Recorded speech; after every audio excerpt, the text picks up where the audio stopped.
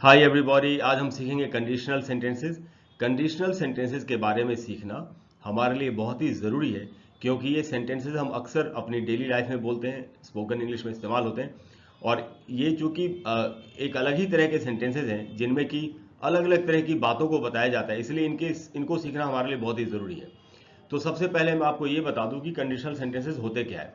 देखिए, conditional sentences के बारे में ये जानकारी हमारे लिए बहुत ज़रूरी है कि conditional sentences or statements discussing known factors. या नोन फैक्टर्स का मतलब है ऐसी बातें जो हम जानते हैं, ऐसे तथ्य जो सब जानते हैं। यानी कंडीशनल सेंटेंसेस ऐसी बातों को बताते हैं, ऐसे तथ्यों को बताते हैं जो हर किसी को मालूम है। और hypothetical situations and their consequences. Hypothetical situation होती है जिसमें हम कल्पना करते हैं कि अगर ऐसा होगा तो क्या होगा। तो ऐसी सिचुएशन की कल्पना करना और उसके रिजल्ट के बारे में, कॉन्सिक्वेंस का मतलब है रिजल्ट, तो उसके रिजल्ट के बारे में सोचना या बात करना कि कैसा होगा, इसी को कंडीशनल सेंटेंस कहते हैं। जैसे अगर हम बोल देंगे ना कि मान लेते हम ऐसे बोल सकते हैं कि अगर बारिश होगी तो वे लोग नहीं आएंगे। तो अगर बारिश होगी, अभी तो बारिश हुई नहीं है, तो कोई सोच रहा है, ये एक हाइपोथेटिकल सिचुएशन कि अगर ऐसा होगा तो फिर क्या होगा। तो हाइपोथेटिकल सिचुएशन के बारे में सोचना और उसके परिणाम के बारे में बताना, यही कंडीशनल सेंटेंसेस का यही काम है, इसी को बताते हो। अब यहां पर लिखा है complete conditional sentences contain a conditional clause, the if clause and the consequence. इसका मतलब ये है कि देखिए, कोई भी अगर कंडीशनल सेंटेंस है तो उसमें दो क्लॉजेस तो होंगे ही होंगे। एक क्लॉज होगा इफ का क्लॉज, यानी कि जिसमें कंडीशन रखी जा रही है, कोई शर्त रखी जा रही है, अगर बारिश होगी, अगर मेरे पास पैसे होते, इस तरह के। तो पहला क्लॉज तो ये होगा जो इफ से स्टार्ट होता है। और जो दूसरा क्लॉज होगा वो कॉन्सिक्वेंस का क्लॉज होगा, यानी कि जो परिणाम, कि अगर बारिश होगी तो वे लोग नहीं आएंगे। तो वे लोग नहीं आएंगे, ये परिणाम वाला, रिजल्ट वाला, कॉन्सिक्वेंस वाला क्लॉज है। तो हर कंडीशनल सेंटेंसेस में दो क्लॉजेस तो होते ही होते हैं। एक शर्त कंडीशन वाला क्लॉज जो इफ से स्टार्ट होता है, और दूसरा परिणाम वाला क्लॉज जो जिसको मेन क्लॉज भी कहते हैं। अब यहां पर यह लिखा है कि it is important to use the correct structure for each of the different conditional sentences because they express varying meanings. देखिए, किसी भी कंडीशनल सेंटेंस के सही स्ट्रक्चर को सीखना हमारे लिए बहुत जरूरी है, क्योंकि उनकी हर कंडीशनल सेंटेंस की मीनिंग अलग अलग होती है। उसके बाद है यूज, और ये काफी इंपॉर्टेंट इंफॉर्मेशन है, इसके बारे में अच्छे से समझना चाहिए कि use a comma after the if clause when the if clause precedes. Preceded का मतलब कम्स बिफोर, जो पहले आता हो, द मेन क्लॉज। यहां पर इसका मतलब ये है कि अगर आप अपना सेंटेंस, कंडीशनल सेंटेंस, इफ वाले क्लॉज से स्टार्ट कर रहे हैं, कि जैसे अगर बारिश होगी तो वे लोग नहीं आएंगे, इफ इट रेन्स, यानी अगर आप इफ वाले क्लॉज से अपना सेंटेंस स्टार्ट कर रहे हैं, तो जो इफ वाला क्लॉज है उसके बाद आपको एक कॉमा लगाना चाहिए, और उसके बाद जो मेन क्लॉज है, कॉन्सिक्वेंस वाला, रिजल्ट वाला, उसके बाद उस क्लॉज को लिखना चाहिए। लेकिन if the main clause precedes the if clause, लेकिन अगर आप मेन क्लॉज ही पहले लिख रहे हैं कि they will not come if it rains, अब आपने इफ वाले क्लॉज को बाद में कर दिया, तो no comma should be used in the sentence. फिर ऐसी हालत में सेंटेंस के बीच में कोई भी कॉमा नहीं लगेगा। यानी कि अगर इफ वाले क्लॉज से सेंटेंस आप स्टार्ट कर रहे हैं तो इफ वाले क्लॉज के बाद एक कॉमा लगाएंगे, फिर मेन क्लॉज लिखेंगे। और अगर मेन क्लॉज से सेंटेंस स्टार्ट कर रहे हैं तो बीच में कोई भी कॉमा नहीं लगेगा। अब हम आते हैं कि ये समझते हैं कि कितने तरह के कंडीशनल सेंटेंसेस होते हैं।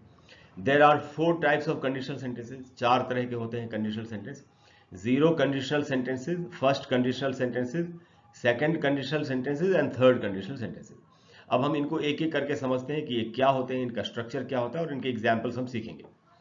तो देखिए, यहाँ जीरो कंडीशनल सेंटेंस जो कि पहला है, उसके बारे में ये बताया जा रहा है कि zero conditional sentences express general truths. जो सामान्य सत्य है, सामान्य सच्चाई है, उसी को जीरो कंडीशनल सेंटेंस बताता है।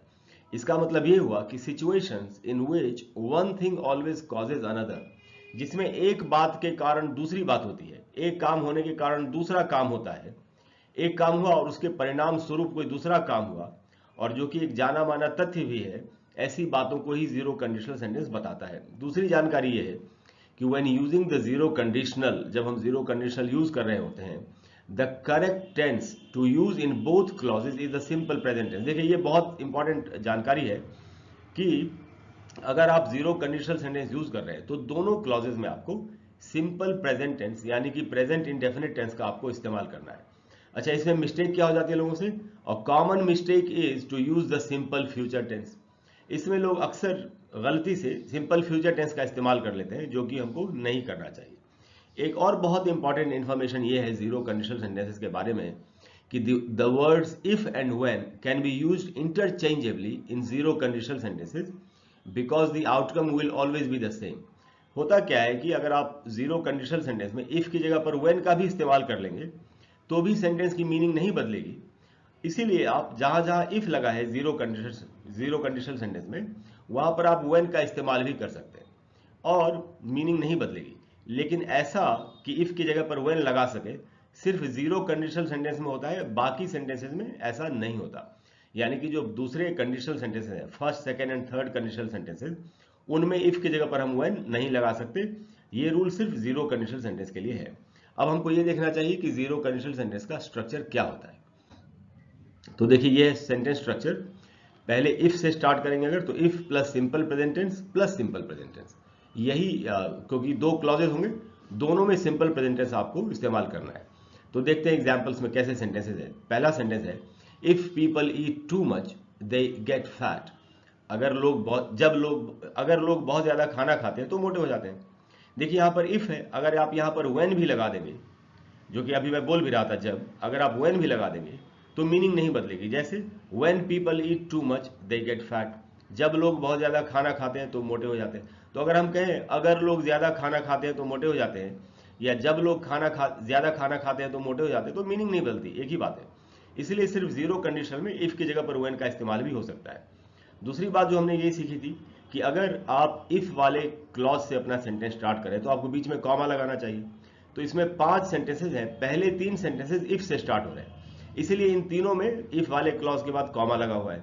लेकिन लास्ट के जो 2 सेंटेंस हैं, नंबर 4 एंड नंबर 5, इनमें अगर आप देखेंगे तो मेन क्लॉज से सेंटेंस स्टार्ट हो रहा है, इफ वाला क्लॉज बाद में लगा है, तो दोनों में कोई भी कॉमा नहीं है।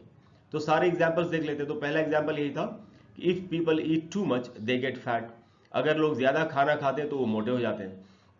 अच्छा, आप ये भी देख रहे होंगे कि यहाँ एक काम के कारण दूसरा काम हो रहा है, अगर ज्यादा खाया तो उसके कारण कोई मोटा हो गया। तो ये जीरो कंडीशनल सेंटेंस की खूबी है और ये एक जाना माना तथ्य भी है। इस बात को हम सभी जानते हैं कि जो ज्यादा खाता है वो मोटा हो जाता है। दूसरा एग्जाम्पल है if babies are hungry they cry, जब बच्चे भूखे होते हैं तो रोते हैं। अब ये भी एक तथ्य है और एक काम के कारण दूसरा काम हो रहा है। दोनों क्लॉजेज में सिंपल प्रेजेंट टेंस का इस्तेमाल हुआ है और इफ वाले क्लॉज से सेंटेंस स्टार्ट हुआ है तो कॉमा भी लगा हुआ है बीच में। तीसरा एग्जाम्पल है if water reaches 100 degrees it always boils, कि अगर पानी 100 डिग्री पे पहुंच जाए तो हमेशा उबलने लगता है। ये भी एक जाना माना तथ्य है और एक काम के कारण दूसरा काम हुआ कि पानी 100 डिग्री पे अगर गर्म हुआ तो उबलने लगा। और चूंकि इफ वाले क्लॉज से सेंटेंस स्टार्ट हो रहा है तो बीच में कॉमा लगा है। दोनों क्लॉजेज में सिंपल प्रेजेंट टेंस का इस्तेमाल हुआ है। नंबर 4 है snakes bite if they are scared, सांप काट लेते हैं अगर वो डर जाते हैं। तो देखिए यहाँ पर जो मेन क्लॉज है वो पहले आ गया, तो इसीलिए इस सेंटेंस में बीच में कॉमा नहीं है।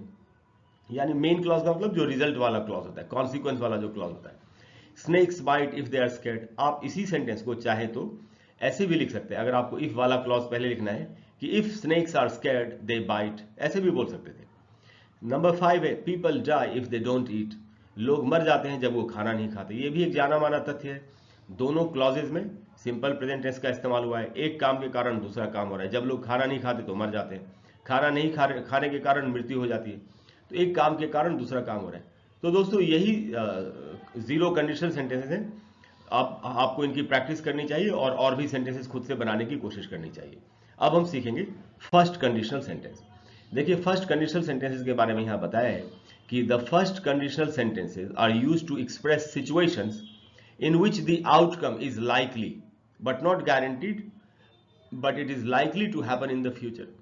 फर्स्ट कंडीशनल सेंटेंस ऐसी बातों को बताने के लिए करना चाहिए जो भविष्य में हो सकते हैं, जिनके होने की संभावना है। हालांकि उनकी कोई गारंटी नहीं होती, लेकिन होने की संभावना है।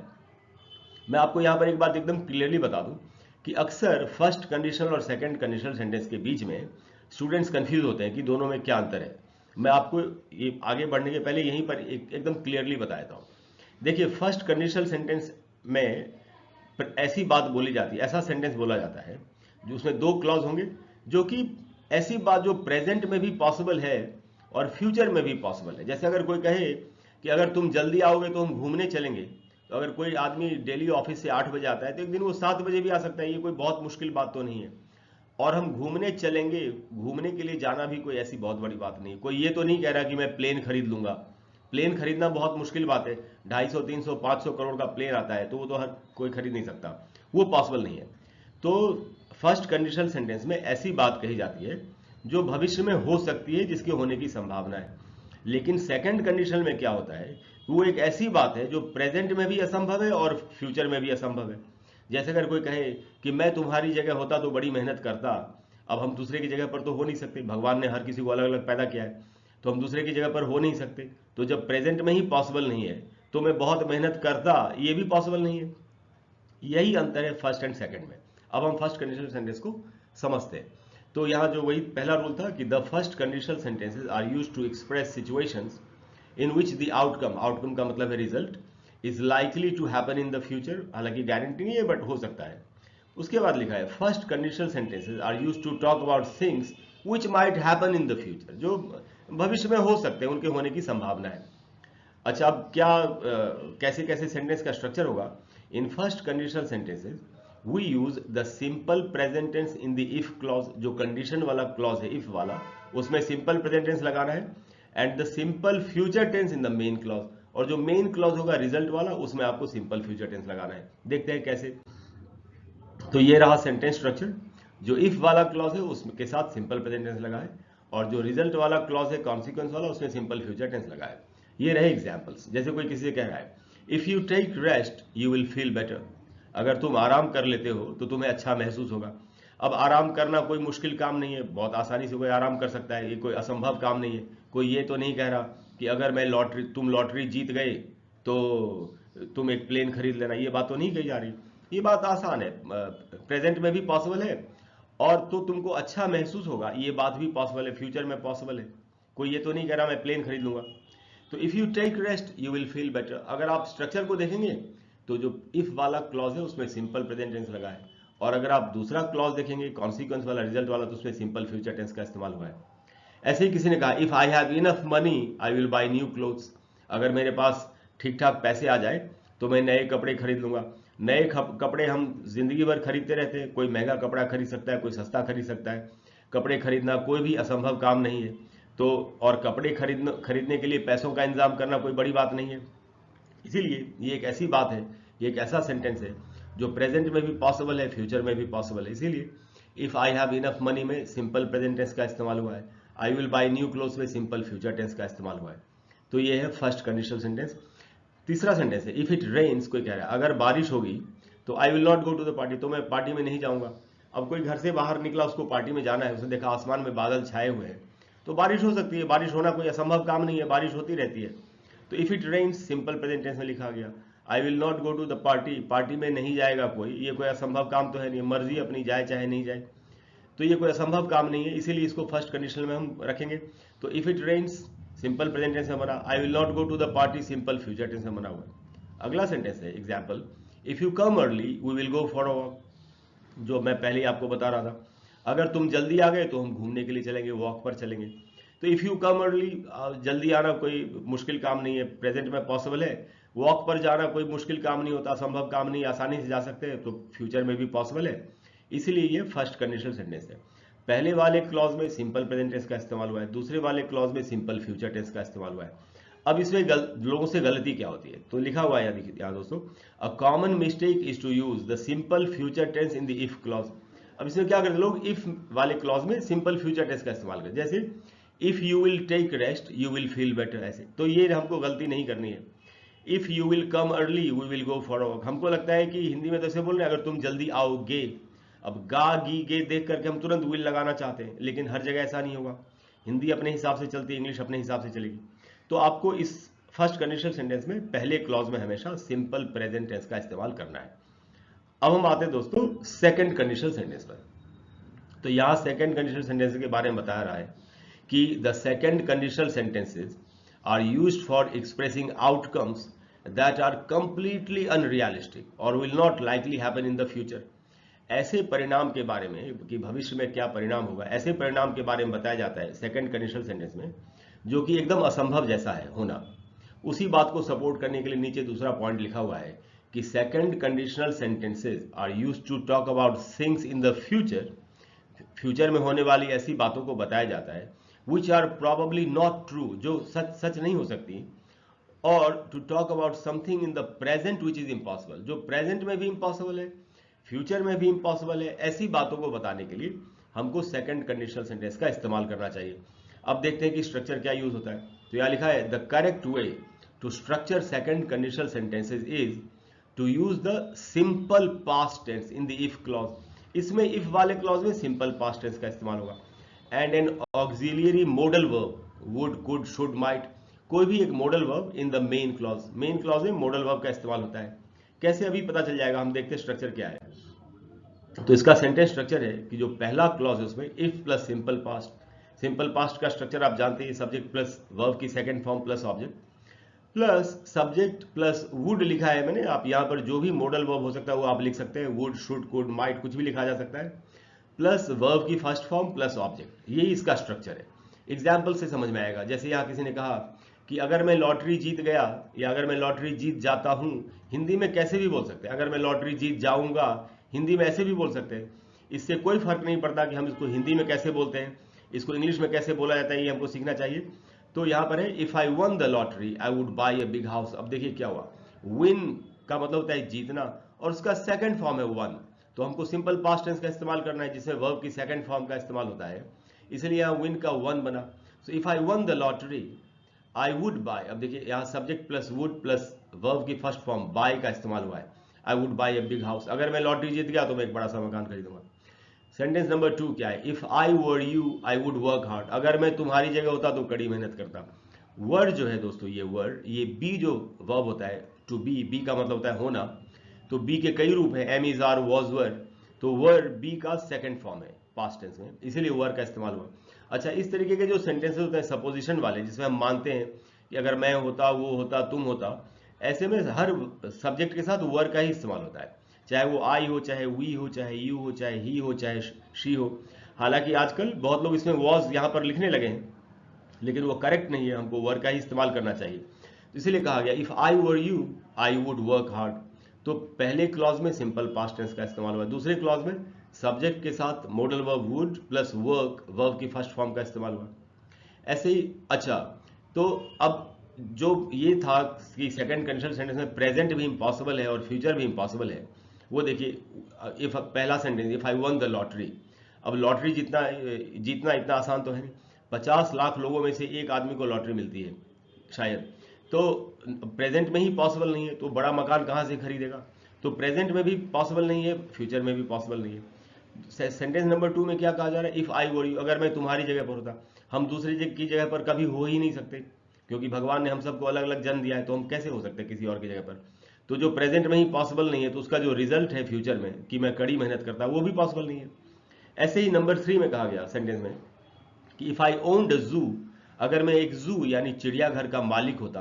अब चिड़ियाघर बनाना तो लगभग इम्पॉसिबल है, बहुत जमीन चाहिए, बहुत पैसा चाहिए, ऊपर से सरकार लाइसेंस भी देगी कि नहीं देगी। इंडिया में तो शायद नहीं मिलता लाइसेंस, अमेरिका वगैरह में मिलता भी है जू चलाने का लाइसेंस, इंडिया में तो नहीं मिलता। इसीलिए इफ आई ओन्ड अ जू, ये प्रेजेंट में ही इम्पॉसिबल है। तो I might let people interact with the animals more, तो मैं लोगों को जानवरों के साथ ज्यादा घुलने मिलने देता, ये भी पॉसिबल नहीं है। जो प्रेजेंट में ही पॉसिबल नहीं है, उसका फ्यूचर में रिजल्ट भी पॉसिबल नहीं है। इसीलिए ऐसी बातों को बताने के लिए हमको हमेशा इस वाले सेकंड कंडीशनल सेंटेंस का इस्तेमाल करना है। अब इसमें लोगों से गलती क्या होती है, यहां देखिए लिखा है a common mistake is to use the simple present tense in the if clause. लोग अक्सर क्या करते हैं कि जो पहला क्लॉज है इफ वाला क्लॉज, उसमें लोग सिंपल प्रेजेंट टेंस का इस्तेमाल कर देते हैं। कैसे, जैसे if I win the lottery I would buy a big house, if I am you I would work hard, if I own a zoo I might let people interact with the animals more. तो हमको ये गलती हमको नहीं करनी है, हमको पहले क्लॉज में हमेशा सिंपल पास्ट टेंस का इस्तेमाल करना है। अब हम आते हैं थर्ड कंडीशनल सेंटेंस पर।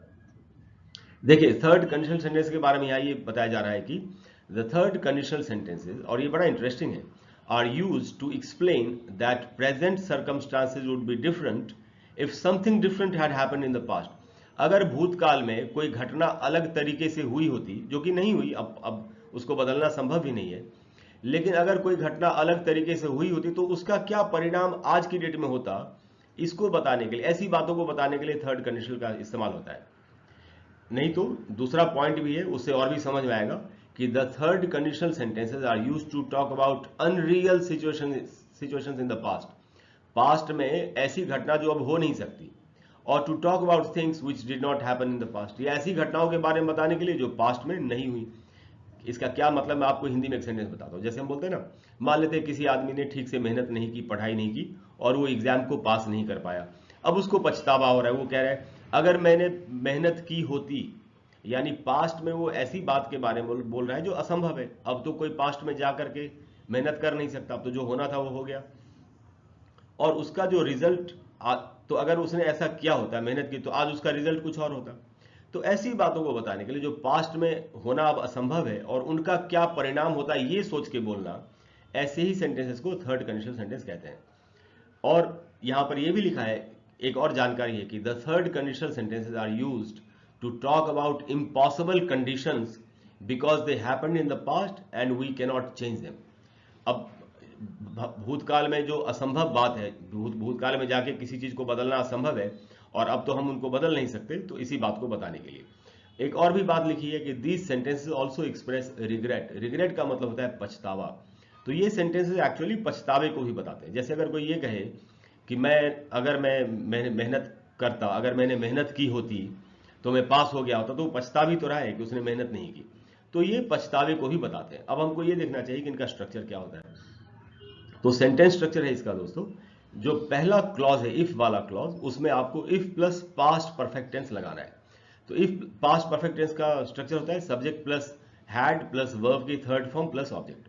सो if plus past perfect tense plus जो दूसरा क्लॉज है रिजल्ट वाला, उसमें उसका स्ट्रक्चर होगा सब्जेक्ट प्लस वुड या कुड या माइट, जो भी मॉडल वर्ब की जरूरत हो वहां पर वो लगाना है, प्लस हैव लगाएंगे, प्लस पास्ट पार्टिसिपल जिसका मतलब होता है वर्ब की थर्ड फॉर्म प्लस ऑब्जेक्ट। ये इसका स्ट्रक्चर है। एग्जाम्पल से और क्लियर होगा। जैसे यहाँ किसी आदमी का एक्सीडेंट हो गया, तो उसको कोई कह रहा है कि if you had driven more carefully, अगर तुमने और भी ज्यादा सावधानी से गाड़ी चलाई होती, you would not have had an accident, तो तुम्हारा एक्सीडेंट नहीं हुआ होता। अगर आप इस सेंटेंस को देखें तो पहले क्लॉज में पास्ट परफेक्ट टेंस का इस्तेमाल हुआ है। If you had driven, verb की थर्ड फॉर्म लगा हैड के साथ, more carefully, you would not have had, तो यहां subject plus would plus have का ही थर्ड फॉर्म होता है हैड, वो लगा है। आप चाहे तो यहां हैड को हटा के मेट भी लगा सकते हैं। जैसे if you had driven more carefully you would not have met an accident, तो वही बात होती। तो वर्ब की थर्ड फॉर्म का इस्तेमाल करेंगे, सब्जेक्ट प्लस वुड जो या कुड या माइट जो भी है, प्लस हैव प्लस वर्ब की थर्ड फॉर्म। देखिए सेंटेंस नंबर 2 क्या है, if she had saved her money she could have bought a computer. अगर उसने अपने पैसे बचाए होते तो वो कंप्यूटर खरीद सकती थी, लेकिन उसने पैसे तो बचाए नहीं। अब ये तो पास्ट में इम्पॉसिबल है, पास्ट में जाकर के फिर से पैसे बचाना जो खर्च कर लिए। तो she had saved her money past perfect tense है।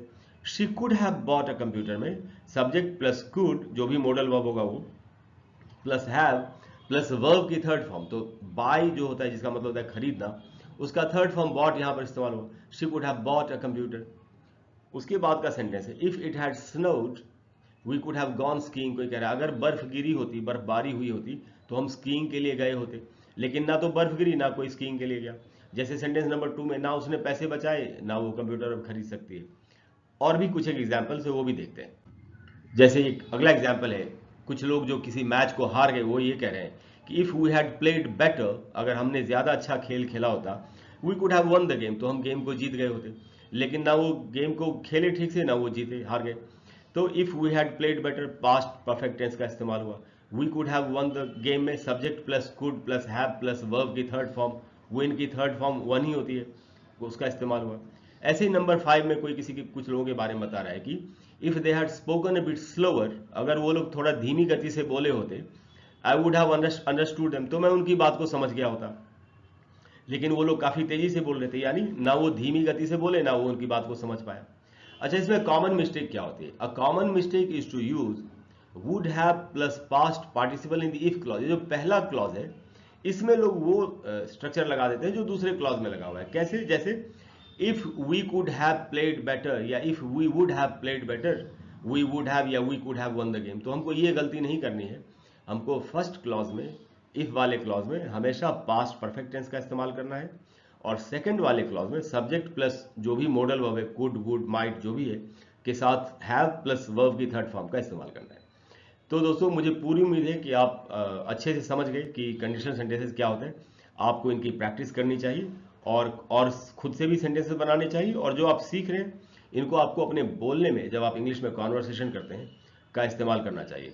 आप जानते हैं दोस्तों, मेरे चैनल का नाम है learn English online with Krishna. अगर आपको ऐसी वीडियोज और भी चाहिए तो प्लीज़ वीडियो को लाइक करें, चैनल को सब्सक्राइब करें, शेयर करें। Thank you.